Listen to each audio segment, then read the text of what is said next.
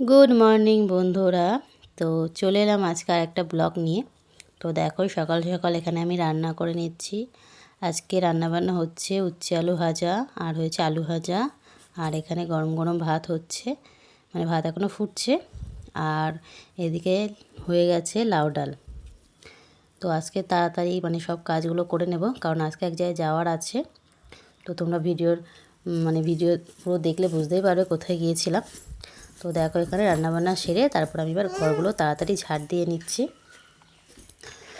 তো ঘরগুলো ঝাড় দিয়ে ঘরটর মুছে মানে মোটামুটি সব কাজকর্ম করে মেয়েকে খাইয়ে দাইয়ে খুব তাড়াতাড়ি বেরোবো, মানে 10টা সাড়ে 10টার মধ্যেই যাবো সেখানে।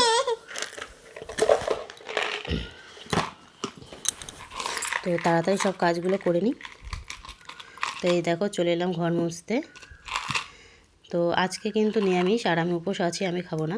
বাড়ির সব মানে প্রথমে ভেবেছিলাম উপোস থাকবো না, তো তোমাদের দাদাভাই বললো যে উপোস করতে, সেই কারণে উপোস করলাম।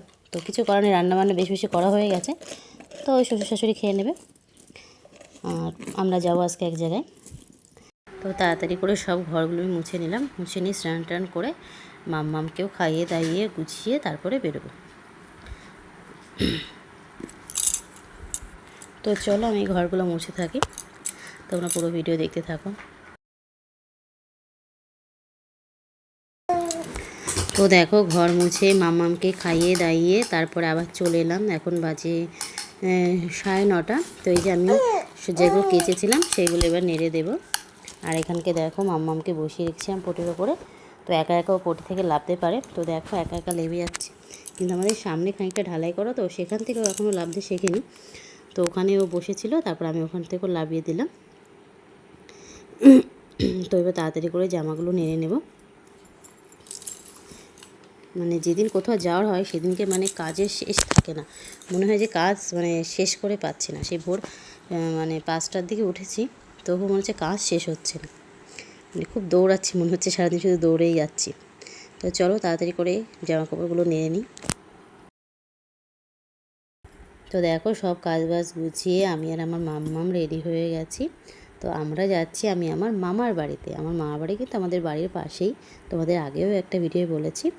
কারণ আজ হলো শিব চতুর্দশী, মানে সেই শিবরাত্রির দিনের ভিডিও করা, তো তোমাদের সাথে শেয়ার করতে অনেক লেট হয়ে গেছে।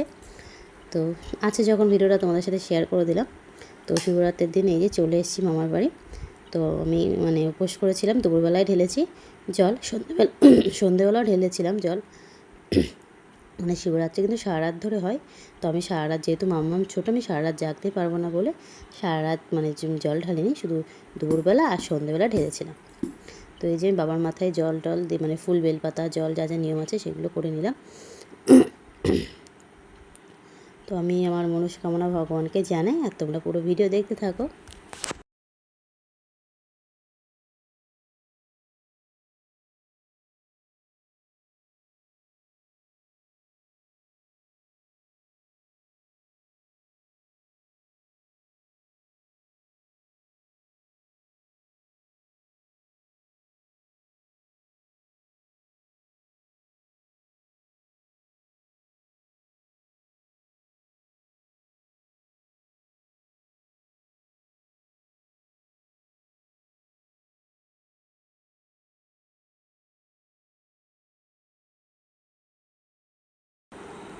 তো দেখে নাও মন্দিরটা আজকে কেমনভাবে সাজিয়েছে আমার দিদা আর মামি।